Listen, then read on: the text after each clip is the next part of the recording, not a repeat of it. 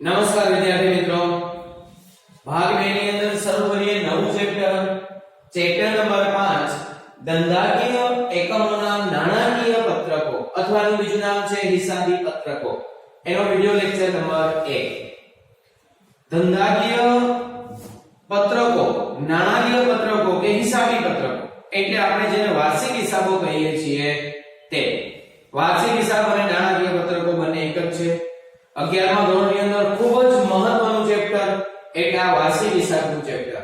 કારણ કે જ્યાં સુધી આ વાર્ષિક હિસાબનું ચેપ્ટર ન સમજાય ત્યાં સુધી તમને હજુ એકાઉન્ટમાં સમજ નથી પડતી એમ કહેવાય.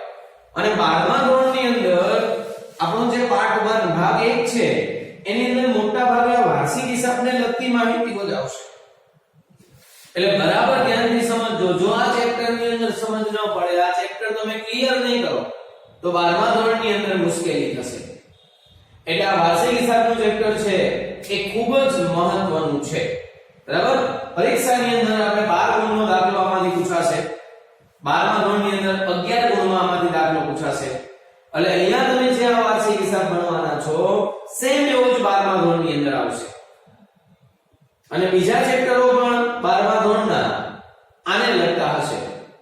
એટલા માટે આ ખૂબ મહત્વનું ચેપ્ટર છે અને ફરજિયાત એમાં ધ્યાન આપી અને એને વ્યવસ્થિત સમજવાનું છે.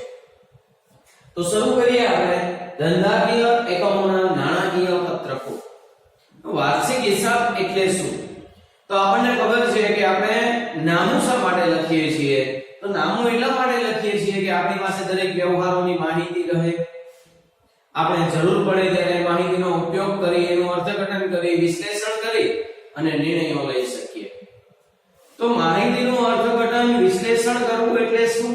તો તમે જે વ્યવહારો નોંધ્યા છે એના પરથી ધંધાની આર્થિક સ્થિતિ જાણવી, એના પરથી ધંધાનો નફો કે નુકસાન જાણવું, એના પરથી ધંધાનું ઉત્પાદન જાણવું, ઉત્પાદનની પડતર જાણવી, વેચાણ જાણવું, આ બધું.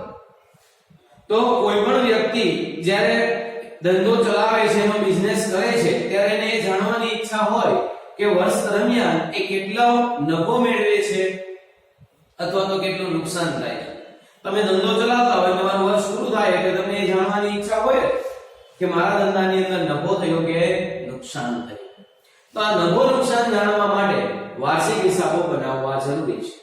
આ ઉપરાંત એ પણ આપણને જાણવાની ઈચ્છા હોય કે આપણી આર્થિક પરિસ્થિતિ કેવી છે.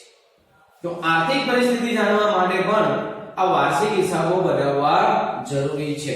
એટલે કોઈ પણ ધંધાકીય એકમની અંદર પછી એકાકી પેઢી હોય, ભાગીદારી પેઢી હોય, કંપની હોય, સહકારી મંડળી હોય, એની અંદર આ અહેવાલો તૈયાર કરવામાં આવે છે. એટલે કે વાર્ષિક હિસાબો ફરજિયાતપણે તૈયાર કરવામાં આવે છે.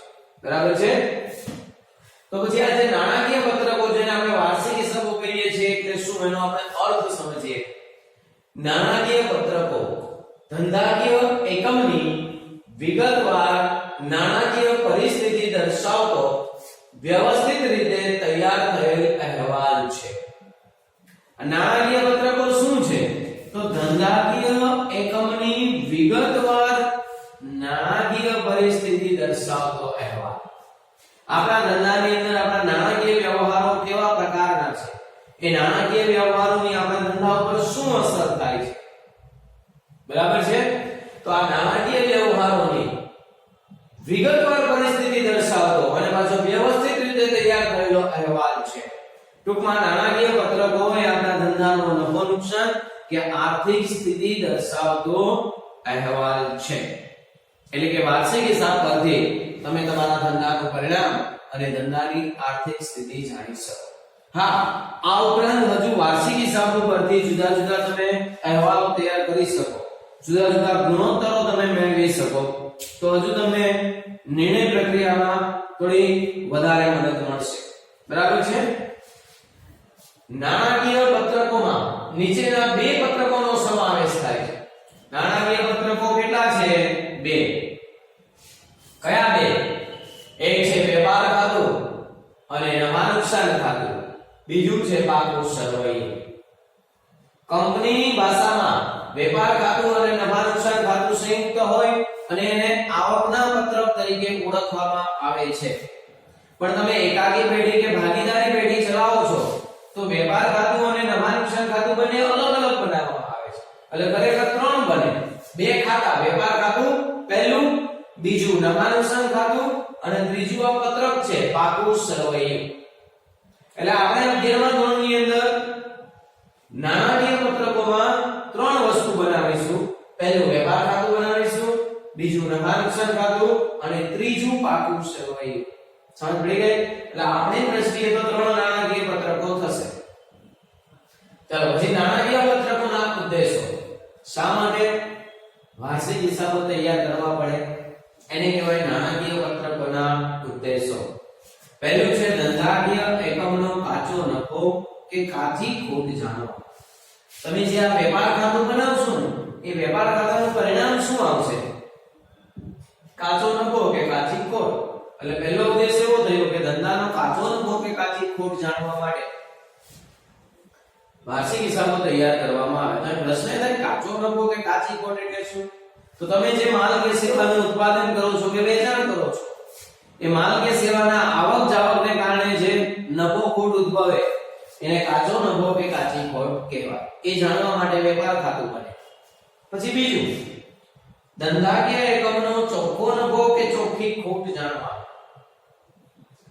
ચોખ્ખો નફો અને ચોખ્ખી ખોટ એ જ ખરેખર ધંધાનું સાચું પરિણામ છે તમારા ધંધાની અંદર જેટલા પણ ખર્ચ થાય છે તમે આ કાચો નફો કે કાચી ખોટ જાણી લીધી હવે કાચો નફો કે કાચી ખોટ પરથી ચોખ્ખો નફો કે ચોખ્ખી ખોટ જાણવાની તો કાચો નફો અને કાચી ખોટમાં હજુ વધારો કરવાનો ધંધાના તમામ પ્રકારના ખર્ચ અને તમામ પ્રકારની ઉપજો અને આનું જે પરિણામ મળે એને ચોખ્ખો નફો કે ચોખ્ખી ખોટ કહેવાય જે તમને નફા નુકસાન ખાતા પરથી જાણવા મળશે એટલે ચોખ્ખો નફો કે ચોખ્ખી ખોટ જાણવા માટે પણ વાર્ષિક હિસાબો તૈયાર કરવામાં આવે છે પછી ત્રીજું છે ધંધાકીય એકમની આર્થિક સ્થિતિ જાણવા આર્થિક સ્થિતિ એટલે શું તો ધંધાની મિલકતો મૂડી દેવા અને લેણાની સ્થિતિ એને આર્થિક સ્થિતિ કહેવાય તમારી આર્થિક સ્થિતિ કેવી છે એ જો તમારે જાણવું હોય તો વાર્ષિક હિસાબો તૈયાર કરવા પડે વાર્ષિક હિસાબોની અંદર તમે જે આ પાકું સરવૈયું તૈયાર કરો છો એના ઉપરથી ધંધાની આર્થિક સ્થિતિ જાણી શકાય છે બરાબર છે અને ચોથું છે કાયદાકીય જરૂરિયાતો માટે અમુક પ્રકારની કાયદાની જોગવાઈનું પાલન કરવા માટે પણ વાર્ષિક હિસાબો બનાવવા પડે જેમ કે કંપની સ્વરૂપનું એકમ હોય તો એની અંદર વર્ષના અંતે ફરજિયાતપણે નાણાકીય પત્રકો તૈયાર કરવા અને બહાર પાડવા એ નિયમ છે એટલે કે નાણાકીય પત્રકોને ફરજિયાત તૈયાર કરવા જ પડે તૈયાર થયા પછી એને એના શેરહોલ્ડરો માટે કે એના બીજા કોઈ વિવિધ પક્ષકારો માટે એને બહાર પાડવા પણ જરૂરી છે બરાબર તો ટૂંકમાં એટલી ખબર પડે કે વાર્ષિક હિસાબોમાં ત્રણ વસ્તુ બનશે વેપાર ખાતું નફા નુકસાન અને પાકું સરવૈયું હવે ત્રણેય કઈ રીતે બને છે અને શા માટે બનાવવામાં આવે છે એ સમજવાનું છે એટલે તમને અહીંયા નમૂનાઓ આપવામાં આવ્યા છે એમાં પહેલું છે વેપાર ખાતાનો અર્થ પહેલા આપણે વેપાર ખાતા વિશે સમજીએ કે વેપાર ખાતું એટલે શું તો માલની આવક જાવકના વ્યવહારો તેમજ ખરીદીના ખર્ચ અને ઉત્પાદનના ખર્ચ નોંધી કાચો નફો કે કાચી ખોટ જાણવા માટે તૈયાર કરવામાં આવતું ખાતું એટલે વેપાર ખાતું ધંધાની અંદર તમે જે માલની ખરીદ વેચાણ કરો છો માલ કે સેવા અથવા તેનું ઉત્પાદન કરો છો તો એ માલ કે સેવાની આવક અને જાવકને કારણે ઉદ્ભવતો નફો કે ખોટ આ ઉપરાંત તમે માલ ખરીદો છો તો ખરીદીના ખર્ચ લાગે છે અથવા તો માલ ઉત્પાદન કરો છો તો ઉત્પાદનના ખર્ચ લાગે છે આ ઉત્પાદનના ખર્ચ નોંધી અને જે પરિણામ શોધવામાં આવે એ કાચો નફો કે કાચી ખોટ કહેવાય આ કાચો નફો કે કાચી ખોટ શોધવા માટે જે ખાતું તૈયાર કરવામાં આવે એને વેપાર ખાતું કહેવાય તો એનો મતલબ એવો થયો કે વેપાર ખાતાની અંદર શું હશે માલની આવક અને જાવક એટલે ખરીદી અને વેચાણ માલ કે સેવાની ખરીદી અને વેચાણના વ્યવહારો તેમજ ખરીદીના ખર્ચ અને ઉત્પાદનના ખર્ચ નોંધી કાચો નફો કે કાચી ખોટ જાણવા માટે તૈયાર કરવામાં આવતું ખાતું એટલે વેપાર ખાતું બરાબર છે અહીંયા તમને વેપાર ખાતાનો નમૂનો આપવામાં આવ્યો છે બરાબર ધ્યાનથી સમજવાનો છે આ અને આ મોઢે બી કરવાનો છે બરાબર? જુઓ વેપાર ખાતાનો નમૂનો ઉપર લખવાનું શ્રી ખાલી જગ્યાનું, આમાં વ્યક્તિ કે પેઢીનું નામ આવશે. તમે જે વ્યક્તિ કે પેઢીનું વેપાર ખાતું બનાવો છો એનું નામ આમાં આવશે. શ્રી ખાલી જગ્યાનું, તારીખ ખાલી જગ્યાના રોજ. અહીંયા તમે જે વર્ષના અંતે વાર્ષિક હિસાબો તૈયાર કરો છો એ વર્ષની છેલ્લી તારીખ, જ્યાં આપણું નાણાકીય વર્ષ પૂરું થાય છે એ તારીખ 31/3 કે 31/12, જ્યાં નાણાકીય વર્ષ પૂરું થતું હોય તે ના રોજ પૂરા થતા વર્ષનું વેપાર ખાતું. આ ખાતું છે એટલે એની બે બાજુઓ હશે, ઉધાર અને જમા. ડાબી બાજુ એટલે ઉધાર, જમણી બાજુ એટલે જમા. ઉધાર બાજુ આવશે વિગત રકમ રૂપિયા, વિગત રકમ રૂપિયા. આ રકમના બે ખાના પાડી શકાય, તો અહીંયા એક બીજું ખાનું પાડો એને ઇનર કોલમ કહેવાય અને આઉટર કોલમ કહેવાય. બે ખાના પર રકમના રાખી શકાય. ચલો બરાબર છે. તો હવે વેપાર ખાતાની અંદર આવશે શું, એને વ્યાખ્યામાં જ કહ્યું છે માલની આવક અને જાવકના વ્યવહારો, એટલે ખરીદી અને વેચાણ આવે. આ ઉપરાંત ખરીદીના ખર્ચ આવે અને ઉત્પાદનના ખર્ચ આવે. બરાબર છે. તો વેપાર ખાતાની ઉધાર બાજુ સૌપ્રથમ લખાય શરૂ સ્ટોક, ડાયરેક્ટ આઉટરમાં લખવાનું. તમે આ વાર્ષિક હિસાબો શેના ઉપરથી બનાવવાના આવશે, તમને રકમ સ્વરૂપે શું આપ્યું હશે? તો આપ્યું હશે કાચું સરવૈયું અને હવાલો. આ કાચું સરવૈયું અને હવાલા પરથી તમારે આ વાર્ષિક હિસાબો બનાવવાના છે. એટલે વાર્ષિક હિસાબો એ આપણો છેલ્લો તબક્કો છે. પહેલા આપણે વ્યવહારોની નોંધ આપીએ કે પેટા નોંધ આપીએ, પછી ખાતા વહીમાં ખતમણી કરીએ છીએ, પછી એની બાકીઓ શોધીએ છીએ, પછી કાચું સરવૈયું તૈયાર કરીએ છીએ અને એ કાચા સરવૈયા પરથી વાર્ષિક હિસાબો તૈયાર થાય છે. એટલે આપણે જે હિસાબી તબક્કાઓ છે એમાં છેલ્લો તબક્કો છે વાર્ષિક હિસાબ. બરાબર? તો કાચા સરવૈયામાં જે શરૂ સ્ટોક આપ્યો છે વેપાર ખાતાની ઉધાર બાજુ ડાયરેક્ટ આઉટરમાં લખવાનું. અને જો તમે કાચા સરવૈયામાં શરૂ સ્ટોક પહેલી એન્ટ્રી આપ્યો એવું જરૂરી નથી, અને પહેલી એન્ટ્રી ખરીદીની એવી છે ને ખરીદી લખો તો આની જગ્યા છોડી દેવાની. બરાબર છે. ચાલો પછી ઉધાર બાજુ આવશે માલની આવક, એટલે કે ખરીદી. ખરીદી લખો ને ત્યારે જોવાનું ખરીદ પરત આપ્યું છે કે નહીં. જો ખરીદ પરત આપ્યું હોય તો ખરીદી પહેલા અહીંયા અંદર લખવાની, ઇનર કોલમમાં. અહીંયા બીજું રકમનું ખાતું બનાવ્યું હોય તો એમાં, એટલે ખરીદી પહેલા અહીંયા અંદર લખવાની, એમાંથી આ ખરીદ પરત માઈનસ કરવાનું છે. અને ખરીદ પરત માઈનસ થયા પછી જે આ રકમ બચે એમાંથી અન્ય રીતે ગયેલો માલ માઈનસ કરવાનો છે. અન્ય રીતે ગયેલો માલ એટલે શું? ચોરીથી ગયેલો માલ, ઉપાડથી ગયેલો માલ, વરસાદથી પલળી ગયેલા માલ, નમૂનાથી ગયેલા માલ, અન્ય કોઈ પણ રીતે માલની જાવક થાય તો અહીંયા વેચાણ ખરીદીમાંથી એને માઈનસ કરવાની છે. પણ માની લો કે અન્ય રીતે માલની જાવકનો કોઈ વ્યવહારમાં એન્ટ્રી છે જ નહીં, તો ખરીદીમાંથી ખરીદ પરત માઈનસ કરીને આ રકમ સીધી અહીંયા બહાર લખી દેવાની. અને માની લો કે ખરીદ પરત પણ નથી આપ્યું દાખલામાં, તો ખરીદી ડાયરેક્ટ આઉટરમાં લખી દેવાની. એટલે ખરીદી લખો ત્યારે આ બધું જોવાનું કે ખરીદ પરત આપ્યું છે, અન્ય રીતે ગયેલ માલની જાવક આપી છે, તો એ રીતે આમાં અસર આવશે. પછી નોંધવાનું છે આપણે ખરીદીના ખર્ચ. હવે તો ખરીદીના ખર્ચ એટલે શું? તો તમે માલ જ્યાંથી ખરીદો છો એ માલ ખરીદી અને તમારા ધંધાના સ્થળ સુધી પહોંચે ત્યાં સુધીના જે ખર્ચ લાગે ને એને ખરીદીના ખર્ચ કહેવાય. માની લો તમે ધંધો સુરતમાં ચલાવો છો અને માલ તમે અમદાવાદથી ખરીદો છે, તો માલ અમદાવાદથી ખરીદો એટલે માલની મૂળ કિંમત તો ત્યાં ચૂકવવાની છે, પણ એ માલ તમારા ધંધાના સ્થળ સુધી પહોંચે ત્યાં સુધીના જે ખર્ચાઓ લાગે એને ખરીદીના ખર્ચાઓ કહેવાય. તો એ ખરીદીના ખર્ચાઓમાં શું આવશે? મજૂરી આવશે, પછી આવક માલ ગાડા ભાડું. તમે માલ ત્યાંથી ખરીદી અને અહીંયા સુધી લાવવા માટે વાહનનો ખર્ચ થશે. પહેલાના સમયમાં ગાડાઓમાં માલની હેરફેર થતી એટલે નામ પડ્યું આવક માલ ગાડા ભાડું. અત્યારે હવે વાહનનો ખર્ચ આવશે. તો આવક માલ ગાડા ભાડું, રેલવેનું, જો રેલવે દ્વારા માલ આવતો હશે તો રેલવેનું ભાડું અને રેલવેનું બંને લાગશે. પછી મહાજન લાગો. મહાજન લાગો એક પ્રકારનો ટેક્સ છે જે પહેલાના સમયમાં ઉઘરાવવામાં આવતો હતો. અત્યારના સમયમાં આવો કોઈ ટેક્સ વર્તમાન સમયમાં નથી. આ અંગ્રેજો વખતનો ટેક્સ છે. ટેક્સ ઉઘરાવવાનું કાર્ય અંગ્રેજોએ મહાજન લોકોને સોંપ્યું હતું. એટલે એનું નામ પડ્યું મહાજન લાગો. પછી કસ્ટમ ડ્યુટી. તમે માલની આયાત કરો અને બંદર ઉપર માલ ઉતરે ને ત્યાં તમારે એની કસ્ટમ ચૂકવવી પડે ને આયાત જકાત કહેવાય. આ આયાત જકાત. જકાત. પછી વરપ્રેસ. નૂરના તફાવતને વરપ્રેસ કહેવાય. પછી ડેમરેજ. ડેમરેજ એટલે પરચુરણ નુકસાન, માલનો બગાડ થયો હોય તે.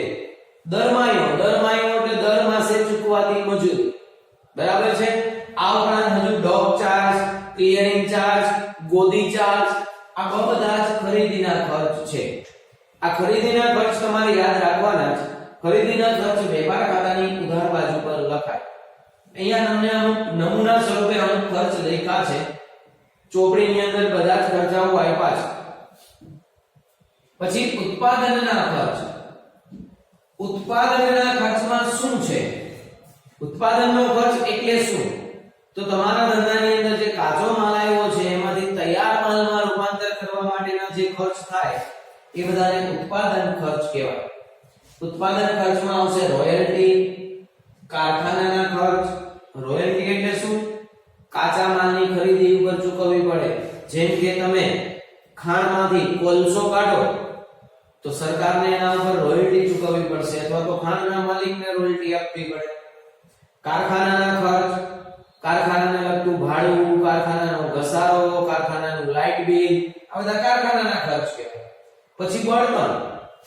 બળતણ એટલે તમે જે મશીનરી ચલાવો છો એની અંદર શું વપરાય છે? વીજળી, કોલસો, ગેસ, ડીઝલ, જે પણ વપરાતું હોય એ બધું બળતણમાં આવે. પછી પ્લાન્ટ મશીનરીનો ઘસારો, આ બધા જ ઉત્પાદનને લગતા ખર્ચાઓ છે. આ ખર્ચા બધા વેપાર ખાતાની ઉધાર બાજુ લખાશે. પછી વેપાર ખાતાની જમા બાજુ પર શું લખાય છે?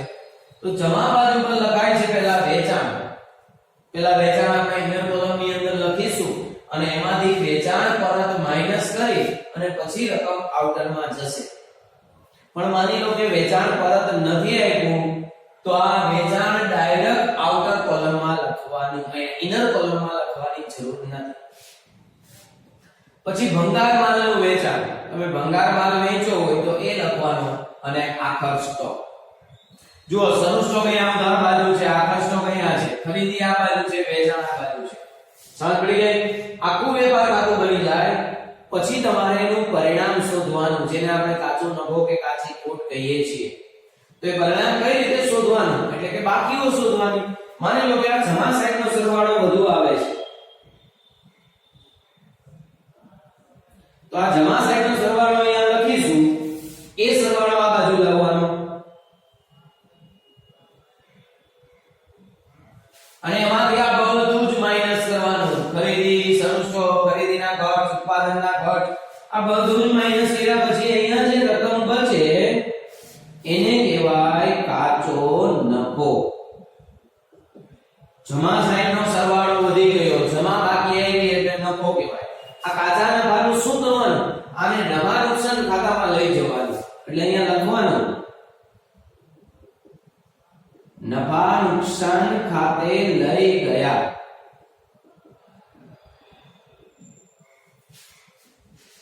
પણ માની લો કે ઉધાર સાઈડનો સરવાળો વધુ આવે છે તો ઉધાર સાઈડનો સરવાળો અહીંયા લખી એ સરવાળો આ બાજુ લખવાનો, એમાંથી આ બધી રકમ માઈનસ કરવાની એટલે અહીંયા બાકી મળશે. એને કહેવાય કાચી ખોટ. ઉધાર બાકી આવી, ઉધાર બાજુનો સરવાળો વધી ગયો એટલે કાચી ખોટ. કાચી ખોટ ક્યાં લઈ જવાની? નફા નુકસાન ખાતાની ઉધાર બાજુ. એટલે અહીંયા લખવાનું નફા નુકસાન ખાતે લઈ ગયા.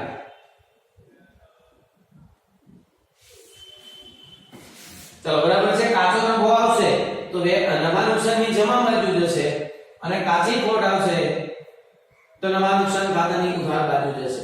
આમ વેપાર ખાતાનું પરિણામ કાચો નફો કે કાચી ખોટ હોય. વેપાર ખાતાની જમા બાકી એટલે કાચો નફો અને વેપાર ખાતાની ઉધાર બાકી એટલે કાચી ખોટ.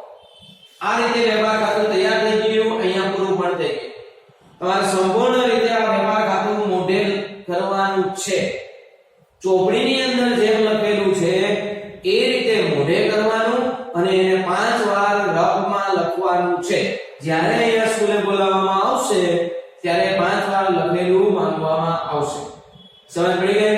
એટલે પહેલા આ બધી થિયરી આમને લખવાની, આમાં જેમ લખી છે મેં એ જ રીતે ચોપડાની અંદર લખવાની છે, પણ રફ પેજ ની અંદર આ વેપાર ખાતાનો નમૂનો 5 વાર અલગથી લખવાનો અને ચોપડીમાંથી લખવાનો છે.